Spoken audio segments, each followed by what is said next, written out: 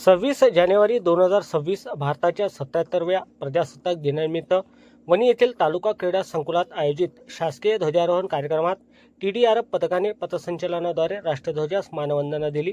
कार्यक्रमाचे मुख्य अतिथी उपविभागीय अधिकारी नितीन कुमार हिंगोले यांच्या हस्ते राष्ट्रध्वजाचे ध्वजारोहण करण्यात आले। यानंतर TDRF पथकाने पथसंचलन करताना शिस्तबद्ध आणि प्रभावी कामगिरीचे प्रदर्शन केले। TDRF पथकात 1 प्लाटून कमांडर आणि 21 विशेष गार्ड्सचा समावेश होता। TDRFचे पथक यावर्षी वणी येथील ध्वजारोहण कार्यक्रमाचे विशेष आकर्षण ठरले। प्रशासनाकडून TDRFच्या पथकाची व TDRFच्या कार्याचे कौतुक करण्यात आले।